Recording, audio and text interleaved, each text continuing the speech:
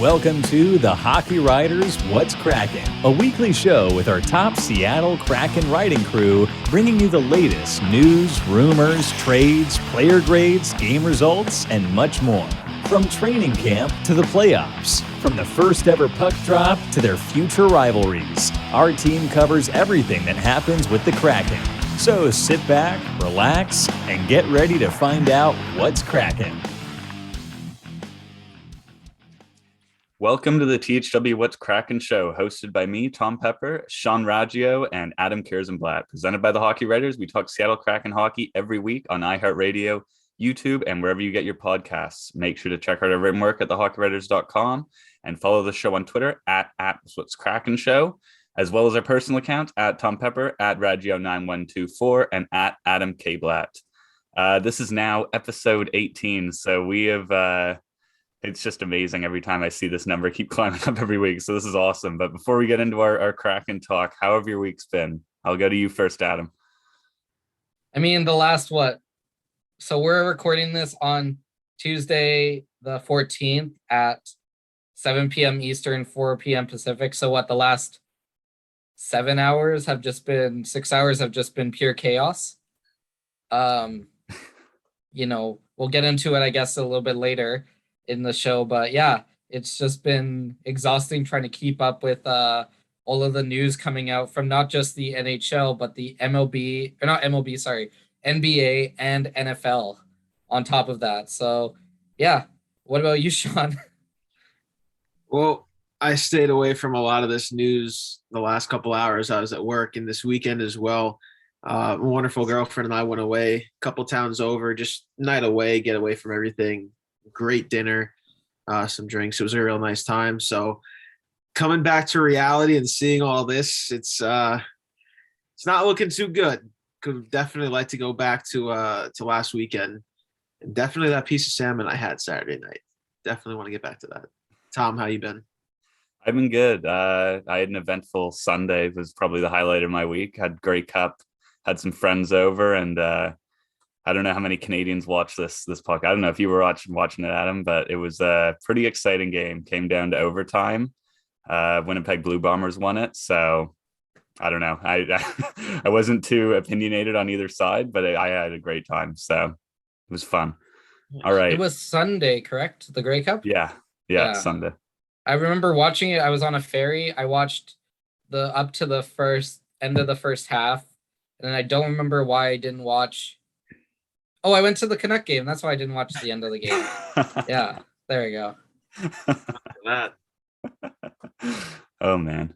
All right, let's jump into it here. So our first discussion, again, the Kraken are going through some rocky times. It seemed like they kind of had their stuff together. They were going on a nice run. They were beating some of the best teams in the league, and then it kind of just dropped off. So they've lost 3 straight now, being outscored 14-5. They only have 1 win in their last 5 games, but that was against the Oilers, a 4-3 win. That was a pretty valiant effort in that game, but things have just not been going well for this team. And we have in the notes here, 10 players, including Yanni Gourde, have no points in the last 3 games. So it's kind of starting to collapse in Seattle, but who knows if this is just a rough streak or maybe they'll return back to that hot streak they were going through. But I'll go to you first, Sean. Do you think this is kind of how the Kraken are going to be the rest of the way, or do you think they can return to their solid play? I think this is going to be what we're looking at. They'll go on a nice run, then they'll have a nice skid. I think that they're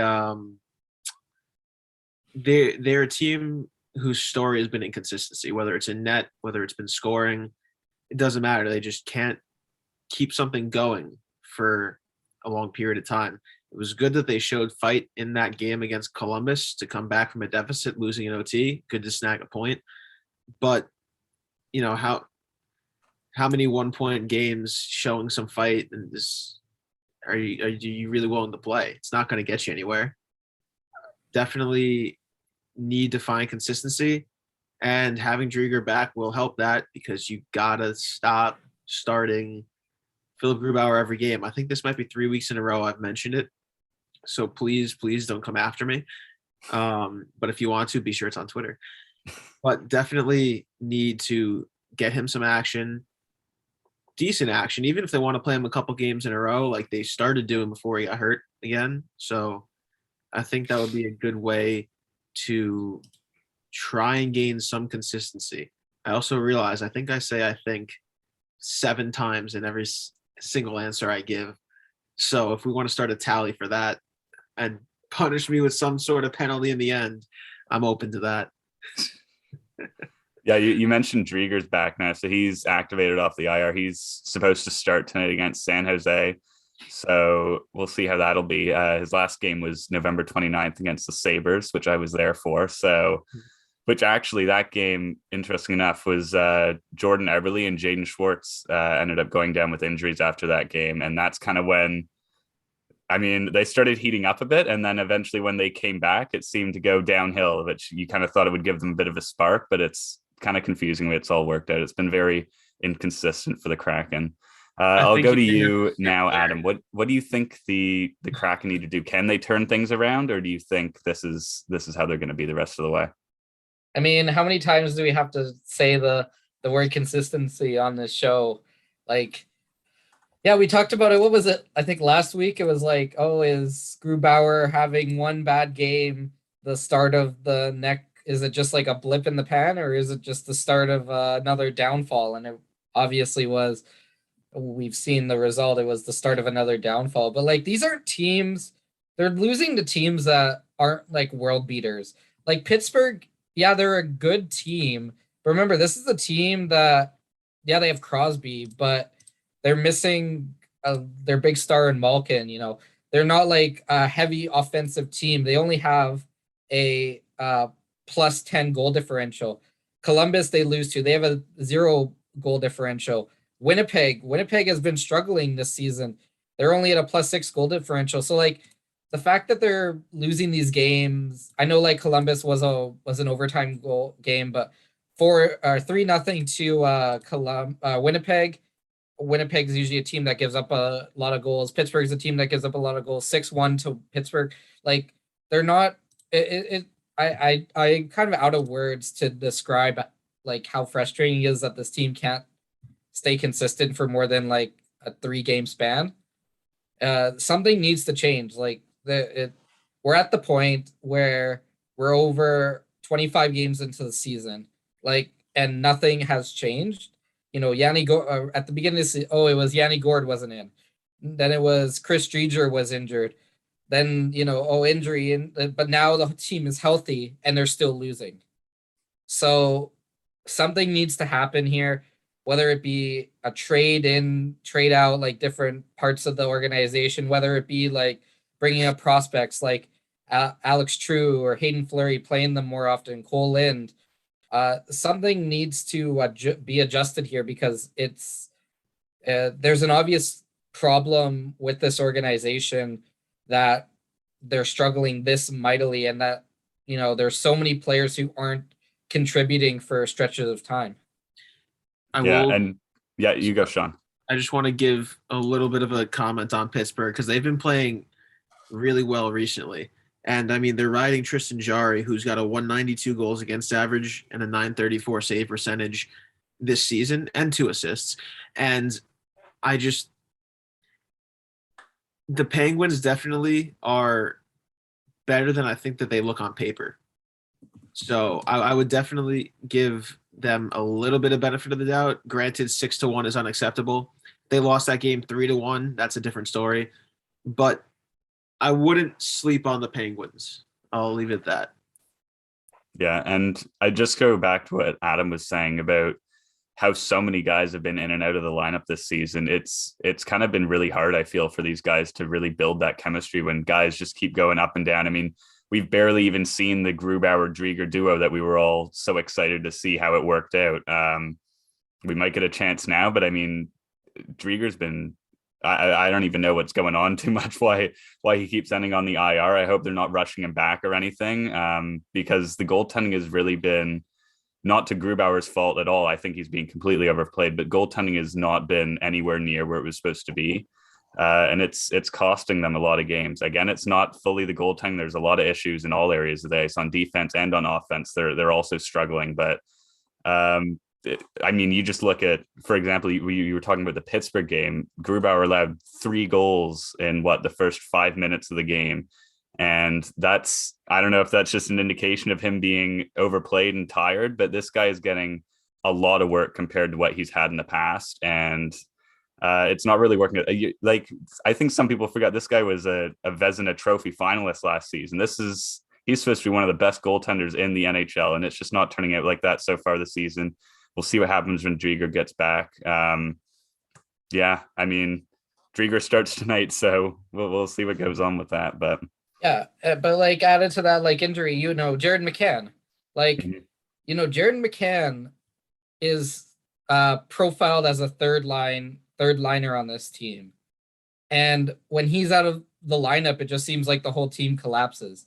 Like right now, if I remember, no, he's still in the lineup. It's Yanni Gord that's out. See, it's so complicated to remember who's in and out of this lineup. I think it's Gord is on the COVID list right now.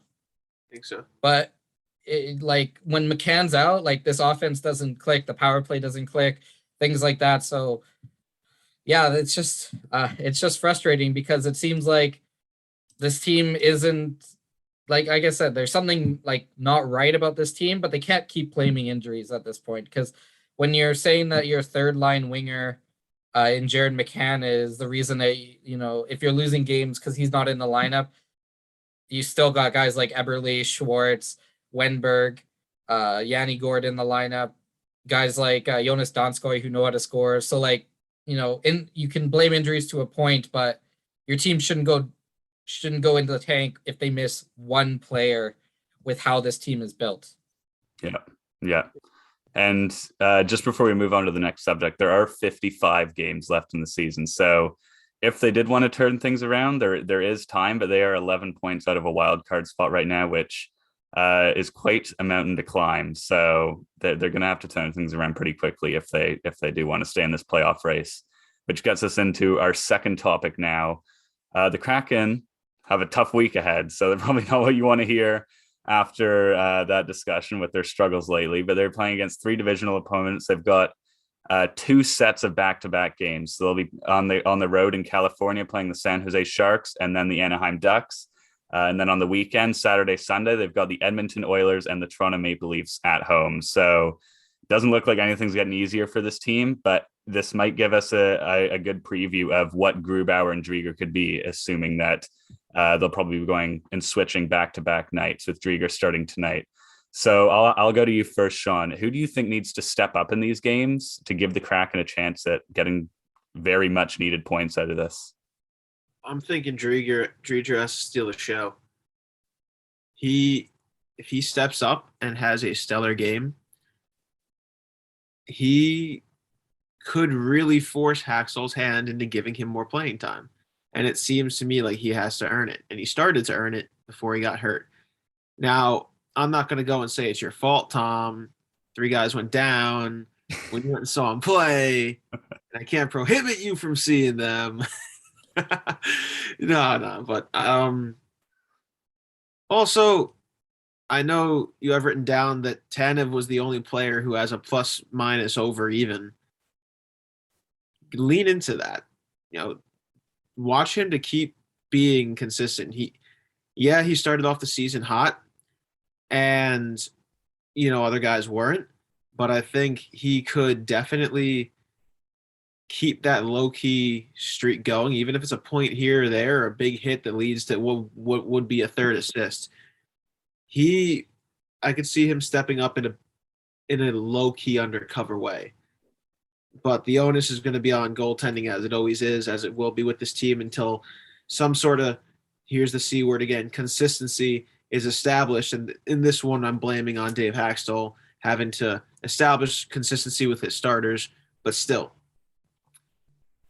that's that. That was a terrible way to end that. But I like what you said about Tanev, especially because someone's got to step up for the Kraken here. And I think that's another guy who, I feel like he's kind of gone a bit under the radar the last few games. And at the beginning of the season, everyone was all about this guy. And I mean, I still see it on his shifts. This guy's putting in a lot of effort every shift, and he's always finishing his checks. And he's always giving it his all, and guys that work that hard, eventually it's got to pay off at some point, you would think. So Yeah, he could be part of the change. And Yanni Gord will always be in the mix, like whether it's starting scrums or driving to the net to try and get a greasy goal. But Brandon Tanev is the heart and soul of this team. And that's why I make a claim like this, because to me, it's the heart and soul players who are going to be the ones, whether or not they're showing up on the scorecard, they're going to be the ones to turn a team around. Yeah.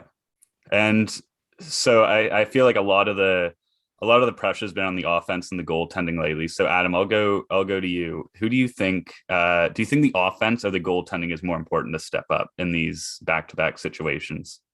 Well, I think that at this point, like, the offense needs to step up, but it's really the offense from the blue line that needs to step up. So in the last 5 games, the Seattle Kraken have had 7 points contributed from the defense total. Mark Giordano has only played 2 games. He has 1 point. Alexiak, Larson, and Dunn, they each have 2. Everybody else has 0. So this is a team that's built to drive offense from the blue line. So that really needs to change. Like, these players on the defense need to be shooting the puck at the net more. They need to be creating opportunities more. Maybe, Hextall can listen and put Hayden Fleury back in the lineup, because guess what? He's actually good, and he's offensive-minded defenseman, it seems like. But and keep him in the lineup. But like, it's at this point, the goaltending is what it is. It's gonna be so inconsistent that you need the offense to step up. You can't rely on the goaltending anymore. So you need to be able to have those games where you can go 6-5 or 5-4 and actually win those games, not lose them in overtime or lose them. Because if, Grubauer or Driedger come in and they have a game where they allow 4 goals, normally in the NHL, 3, if you can score 3 goals, you can win. That's generally the idea. 3 goals is kind of that number, but you have to be able to win those games you need to be able to win those highest scoring games, and they have the horses to do it, but it's just not working. Something's not working. Schwartz and Eberle, they've been low. They had a good 2-week stretch, but then it's kind of gone. There's not a lot of bottom 6 scoring at the moment. Guys like Morgan Geekie have kind of gone off a little bit quiet lately. Jonas Donskoy, as I mentioned, just kind of invisible. Alex Wenberg, kind of invisible lately. So the offense really needs to step up here, because the goaltending, it's not been the best. But if Grubauer is giving you, if they're allowing only 3 goals and still losing, or if they're only allowing 2 goals and still losing, that's kind of where you look to the offense rather than the goaltending. One thing I just wanted to mention before we move on to the next subject is I've noticed the Kraken I don't know if this is them getting away from their identity, but they seem to be a lot less physical than they were at the start of the season in terms of just aggressiveness. I don't remember the last time there was a fight. I think the last time was Jamie Alexiak in Seattle against. I know what you're talking about. I forget who it was, but I completely agree with you. I was thinking it's been a long time, and you would think this team with the frustrating things that are going on right now, someone would drop the gloves, because I felt like this was part of their identity off the start of the season. They were going to make it extremely hard for opponents to beat them. So even if an opponent is outscoring them, they were going to be hard on them physically. And it seems like maybe they're moving a bit away from that identity. Maybe people are scared to get injured because of how many injuries have been going around, but I would love if this team would step up physically and, answer the bell and show that you're really frustrated and that you really do want to win. Which, I mean, last game, Columbus, they did lose in overtime, but they came back 4-1 in the third period, which is the stuff you want to see from this team. That was a great fight, great comeback. Do you want to add something, Sean? Yeah, I'm looking it up real quick on my phone. They did that once earlier in the season. I remember distinctly that they showed great fight, coming back from being down, ended up losing, I'm pretty sure. And then they kind of started to fizzle out. Yeah. So I'm pretty sure. I can't find the game right now. So, I think it could have been that second game against Vegas, right?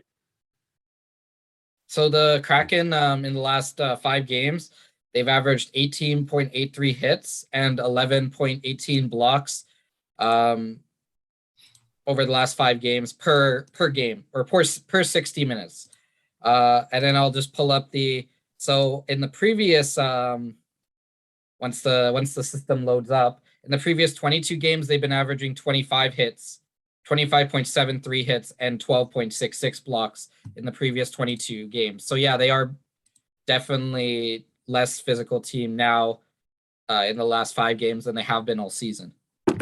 There you go. The numbers to prove it. It'll be interesting to see if they stepped up, because these guys have got to be frustrated at this point. So I don't know. We'll see what happens. A back-to-back in California. Maybe we get to fight one of these nights. Yeah. Oh, yeah. Hopefully. All right. We'll jump into the final topic here. This is expanded a bit beyond the Kraken here. This is, will the NHL go to the Olympics? This has been a hot topic lately. A lot of people have been commenting about it. Connor McDavid's been saying some stuff, and I think a lot of people are worried about if this is really going to happen. So 7 Kraken players are projected to make Olympic rosters. That's Grubauer, Larson, Wenberg, Jarnkrok, Johansson, Donskoy, and True, who recently made his Kraken debut.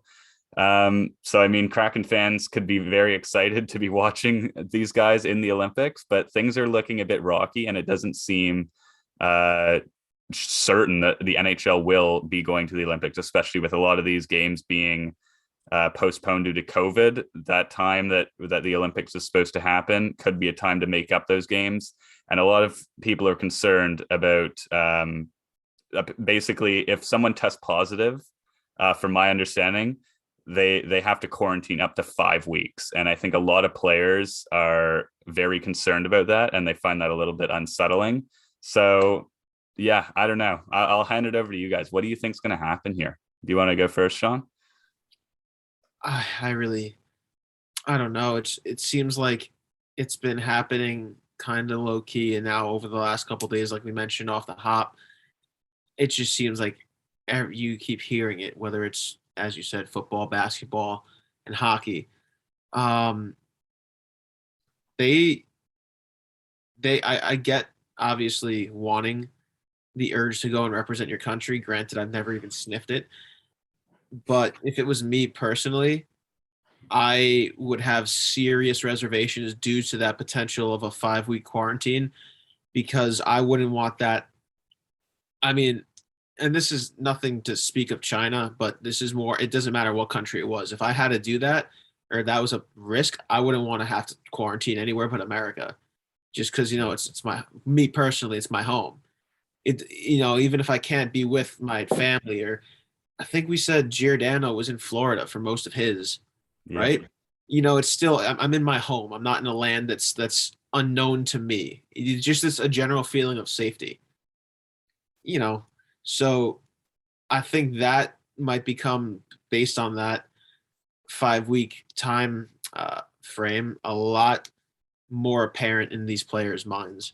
It's I don't want to say easier, because I'm sure none of this is easy consideration, but there is probably a bit of difference in stress and anxiety for the younger players who might have another chance down the line relative to older players. Mm-hmm. Yeah. And I mean, NHL players haven't been in the Olympic Games since Sochi 2014. So it's been a while. And I think a lot of hockey fans, I know I've definitely missed watching Olympic hockey. So it will be unfortunate if it doesn't end up happening. And it really seems, I mean, going into the season, it looked like almost a done deal. And now that things are starting to unfold, COVID cases are going up. Now there's these quarantine issues going on, and a lot of the players are raising concerns about it. It doesn't seem like it's surefire anymore. So it would be unfortunate. But what do you think, Adam? Do you think there will be NHL players at the Olympics? I'm a big no. So just for context, we had this planned out yesterday before all of the COVID cases and stories and game postponements came down today. So this was just going to be because, the Board of Governors were talking about it. But now the fact that potential Olympians are starting to get positive cases, like Brad Marchand, who will probably play for Team Canada, Devon Taves, who will probably play for Team Canada. Sebastian Aho is stuck in Vancouver from the Carolina Hurricanes He would be playing for team, what is it? Team Finland, I believe it is, where him and Seth Jarvis just tested positive and they have to quarantine in Vancouver until the 27th. So, can you imagine, the NHL loses a player like an Alex Ovechkin or a Connor McDavid or a Leon Draisaitl because they test positive, you know, the day after the finals or the day of the finals, the gold medal game, and then you lose that player for 5 weeks. Like that could alter an entire NHL standings, can alter entire NHL points race. It will have dramatic marketing effects. It will have dramatic remember, this league is driven by money. It's driven by revenue. So if you lose a player for 5 weeks because they're stuck in another country that they can't get out of because of how the law is, that's huge on your bottom line to the NHL. Like, if personally, I've never seen Alex Ovechkin play. So for me, when Washington comes to Vancouver, I'm going to most likely get a ticket if there's no restrictions, because that's a whole nother thing where fans might not even be allowed to come into the stadiums anymore in Canada. That's another thing that was thrown out in the last 24 hours. So, if Washington comes and Alex Ovechkin isn't here, why would I buy a ticket to that game anymore? The only reason why I'm going to that game is to see that one player. So, and I'm not the only one who thinks like that. For years, I would always see Pittsburgh, and every time I went, Sidney Crosby was injured. And so I finally got to see him, and now I'm like, I don't need, I've seen him. I don't need to see. I've been so frustrated with Pittsburgh as every time he's injured, I don't get to see him. But now that I've seen him, it's good.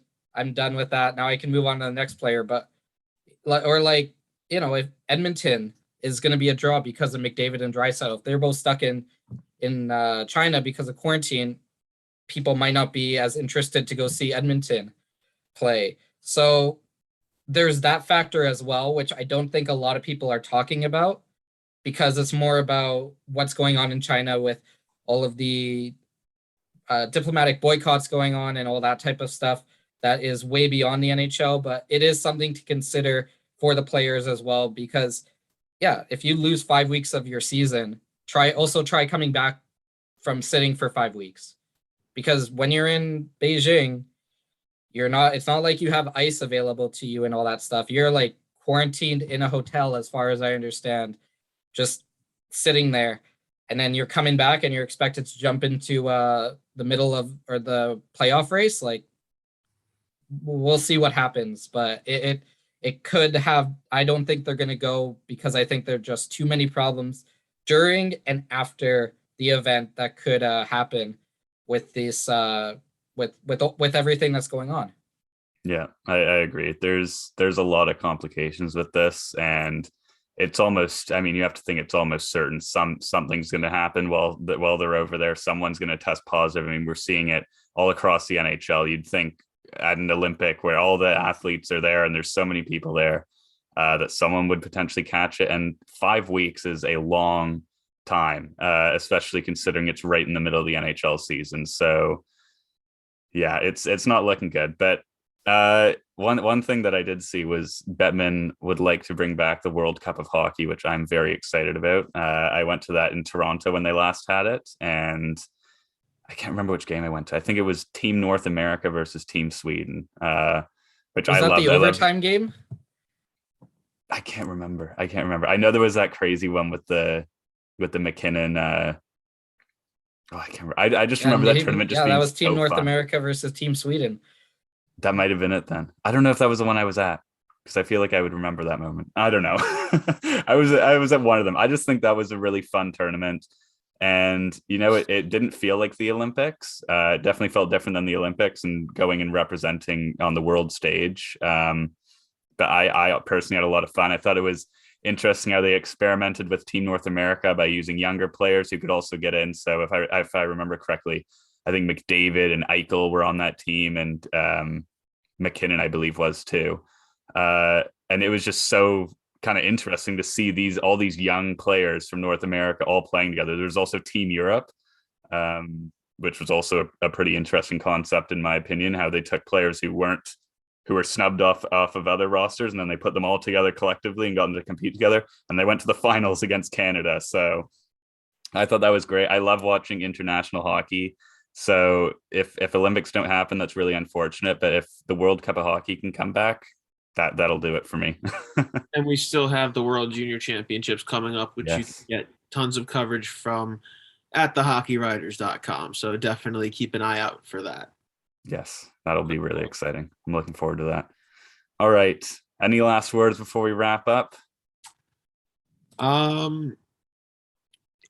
Just I won't preach one way or the other. Just everyone stay safe, do your research. If you question something, research it, and stay safe, everyone. And a quick shout out to my grandma as well. Gotta give some love to grandma. You good, Adam? I mean, what else is there really more to say? Let's just I don't know. Let's just try to get through all of this. The next 48 hours are going to be very important for the NHL. Who knows?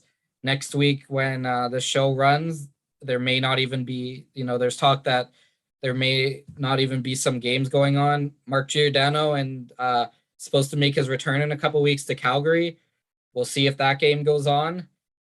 So let's just see what plays out in the next 48 hours because at this point, it's, what more can we say, I guess, at this point? Yeah. Make sure you're enjoying hockey to the fullest at this point because who knows what's going to happen. But hopefully everything works out. Well, we'll wrap the show up here. So thank you for tuning into this week's episode of THW What's Kraken. We hope you enjoyed the show and look forward to next week as we'll be breaking down any Seattle Kraken news and rumors that come up over the next few days. Again, make sure to check out our written work at thehockeywriters.com and follow the show on Twitter at @what'skraken, as well as our personal accounts at Tom Pepper, at Raggio9124, and at Adam K. Blatt. From Tom, Sean, and Adam, this has been THW What's Kraken.